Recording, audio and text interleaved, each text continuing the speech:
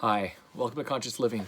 Today we're going to look at how the decision on the car we drive can significantly impact not only our immediate environment, but the environment globally as well. We're all pretty well aware that cars emit exhaust. And to touch on that, the exhaust from cars has been directly linked to global warming, acid rain, and various human health issues. The fine particle matter that's in the exhaust of these vehicles lodges deep inside the human lung, and it causes respiratory problems and can even lead to lung cancer. By making a conscious decision to drive an EV vehicle as opposed to a gas or diesel powered vehicle, we not only reduce the amount of carcinogenic emissions in our immediate atmosphere or immediate environment, protecting our loved ones and our neighbors alike, but it also reduces the overall impact of these emissions in the overall environment, reducing global warming and acid rain, etc. Currently in the EV market as of 2019, there are many different models available, ranging from compact sports cars to luxury sports cars, which would be much more the higher end vehicles such as the Tesla or even the Jaguar I-Pace. When we're looking at EVs, there's a few things we need to consider, a few considerations to make. How far do we drive mostly? How much battery range do we really need? You're going to have some cars that will give you 185 kilometer range before you need to charge, and there are some like the Tesla that will range up to 600 kilometers. But with these longer range batteries, you have a much higher price tag. So that's another thing to consider, which would be your budget, as EVs can range from $30,000 to $200,000, all depending on your needs and your affordability, or your budget rather. The size of the vehicle that you're going to need also has an impact on the price tag. Therefore, I would recommend buying what you need as opposed to making a decision to go and get something that is going to be substantially more expensive, but give you something you don't really need. Another thing to consider when selecting this EV would be the government subsidies that are currently available.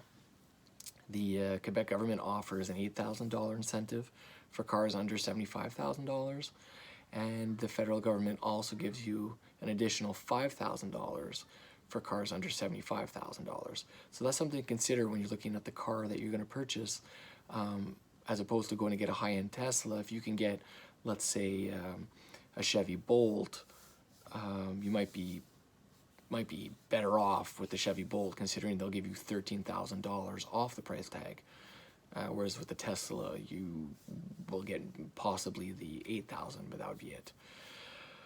So when you get the two incentives together, $13,000 makes the car much more affordable. I personally chose to purchase a 2018 Ford Focus Electric as my daily commuter.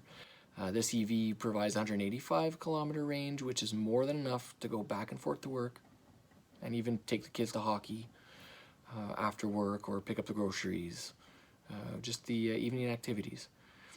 The only drawback of the Ford Electric, I would have to say, is the trunk space.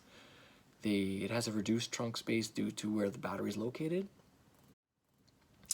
but overall the car is quite substantial.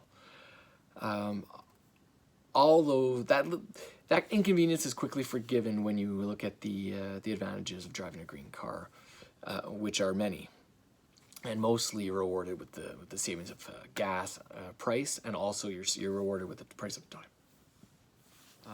The first advantage of driving green is that there is no maintenance. Therefore, you save time driving back and forth to the garage and get an oil change every 6,000 to 8,000 kilometers. Whereas with the EV, there is no oil motor, so therefore you don't need to do that. Secondly, the EV also gives you access to carpool lanes on Auto Route 15, 20, and the 825 toll bridge.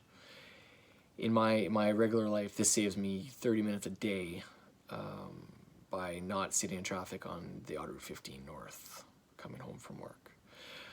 Lastly, the exhausting chore of waiting in long lines to pump your gas just to save a few cents a liter.